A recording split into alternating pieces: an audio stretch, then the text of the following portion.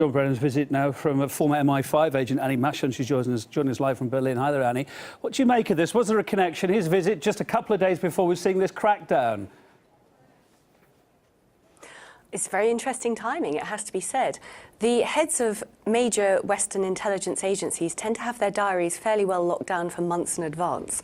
So for him to suddenly have made this trip shows that either they are very keen to solidify, to cement certain working relationships with their new allies, or they see that things are spinning out of control and they're trying to regain that control. So if you're going to put money on it, what would it be? It's very interesting timing for him to have broken that.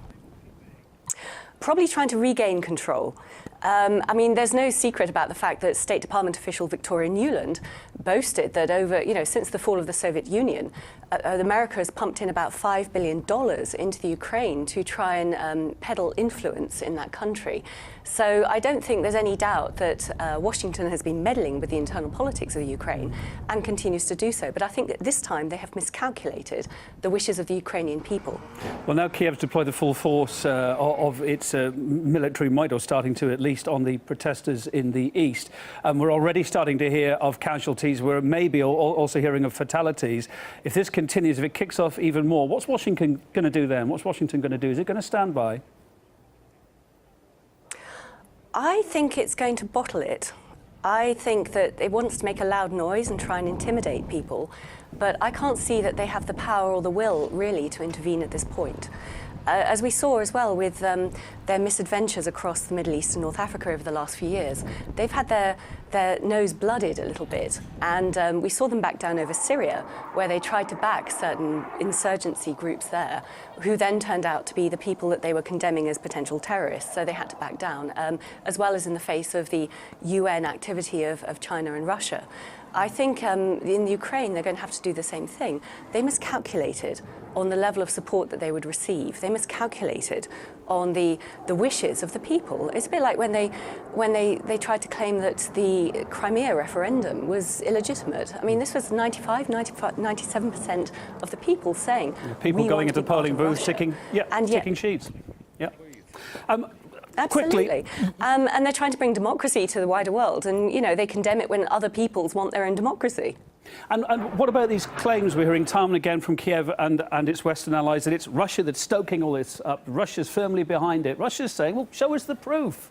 Sergei Lavrov said yesterday, if you've arrested people that side that are Russian agents, that are Russian army people, bring them out, show them to us. Why isn't that happening? Well, give us the proof, yes.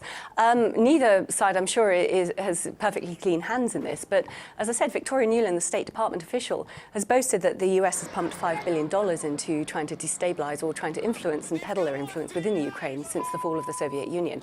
Of course, this is power politics. Of course, major powers will all do this. But the US has been caught with its pants down this time. Are we seeing some sort of default Cold War style era brinkmanship going on here now? Is it really going to come to that? Surely not. Hopefully not. What do you think?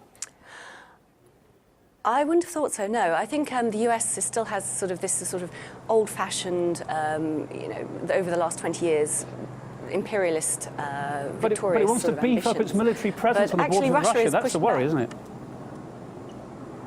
Well, it is, yes, and it's understandable.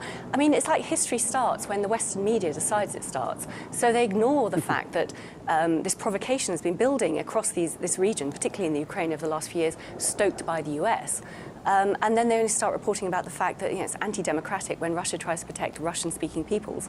I'm not an apologist for either side, but it strikes me as hypocritical that on the one hand, the US can intervene on humanitarian interventions and bomb countries across the North Africa and the Middle East, and including Yugoslavia, of course, in the late 1990s, and that's seen as okay.